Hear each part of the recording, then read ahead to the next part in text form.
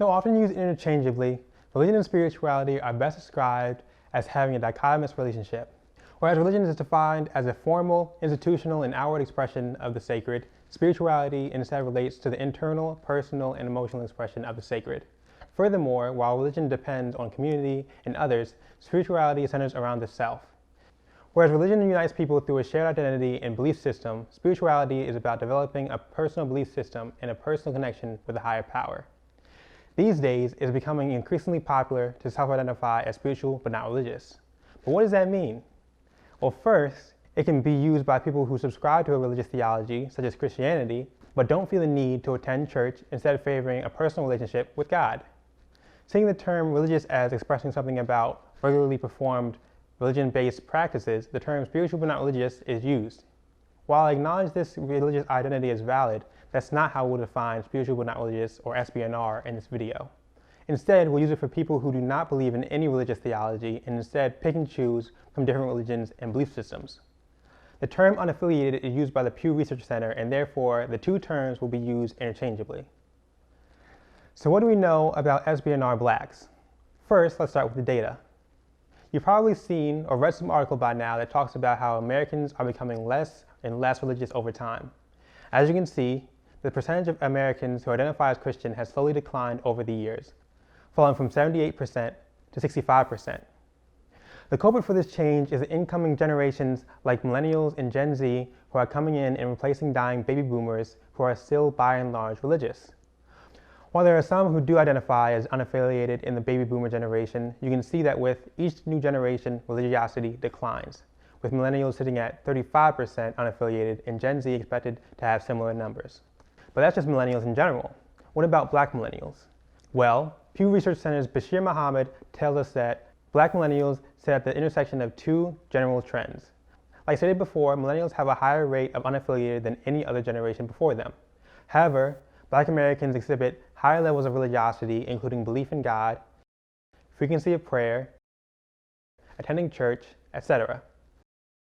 This graph shows that these two trends make black millennials land somewhere in the middle, still significantly less religious than their older peers, but more religious than their non-black peers. Whereas overall unaffiliated sits at 22%, for blacks the figure is 18%. As Bashir tells us, however, a rejection of religion does not mean a rejection of God, especially for black millennials. Whereas 60% of non-black unaffiliated millennials believe in God, a whopping 90% of their black counterparts believe.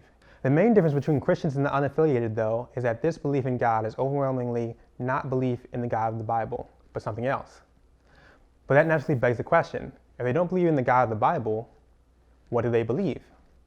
It seems we can get a general sense of the answer to this question from a book by Linda Mercadante called Belief Without Borders, which studies the SBNR movement. While they are a diverse group, the beliefs of the spiritual but not religious can be listed as such. 1. SBNRs believe in a perennial understanding of religion, meaning that there's some type of underlying truth to all religions, but that allegiance to any one of them is spiritually hindering. This causes them to take from many sources but never get too attached to one. It also means that salvation for them is inclusive, arguing that there are multiple ways to the afterlife. 2. Rather than adhering to any person or group set of beliefs, they believe that everyone should have the freedom to decide their own beliefs and practices. Relying on the self rather than the community for beliefs, one should follow their inner voice for guidance. 3. They tend to reject the concept of sin, and particularly original sin, from Christianity. Instead, they believe everyone is born good.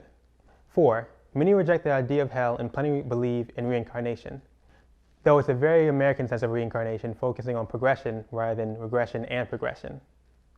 When it comes to why people identify as spiritual but not religious, it overwhelmingly comes down to these beliefs and more, rather than any negative experiences from the church. This is in direct contrast to ideas you'll hear most black American preachers suggest on the topic, that blacks are leaving the church because of poor experiences with the church community and churchgoers not being of Christ. Instead, it looks like difference of belief is core to the separation from the church. While I'm no expert in the sociology of religion and religious belief, I do have a couple of theories of my own on why blacks are increasingly becoming unaffiliated with religion. First, younger generations are less likely to be raised in the church because religious coercion has decreased. This is essentially supported by data that says that with each generation, less and less black Americans experience growing up in the church. Perhaps baby boomers, the parents of the millennials, had a much looser grip on the children compared to how they were raised. Second, Millennials have higher levels of tolerance when it comes to homosexuality and the inclusion of women in leadership positions.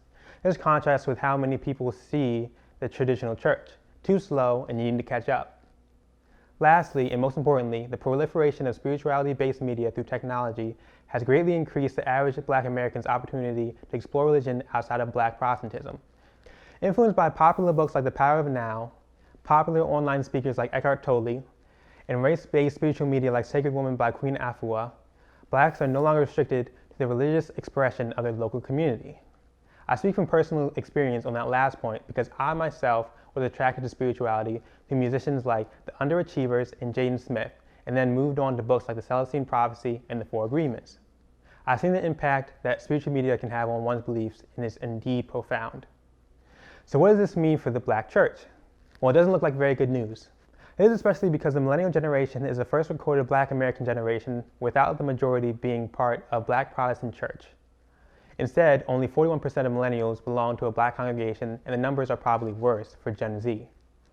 Seeing as how SBNRs fundamentally believe in God in a different sense, one that didn't die for our sins, I doubt that unaffiliated Blacks will return to Christianity later in life. In fact, this is exactly what the data says. As Pew Research Center has followed Black millennials, they have found that over a 7-year period, religiosity decreased significantly, making Black millennials less religious with age. So how are Black churches to respond? My humble suggestion would be the introduction of religion-neutral community events, particularly ones where Black Americans can come to a space where they won't feel judged or ostracized for their beliefs. Furthermore, Black churches could introduce faith groups exclusively for those who are unaffiliated or questioning religion. Despite the emphasis on individual belief, Mercadante suggests that most SBNRs aren't opposed to the idea of finding a spiritual community, and many would in fact enjoy it. When it comes to how SBNRs see their ideal spiritual community, they say that the community would support them in their growth and would allow everyone to believe and practice as they wish. As the rate of unaffiliated continues to rise, Black churches could certainly provide such a space, but only if they're willing to trade in their evangelism for religious tolerance.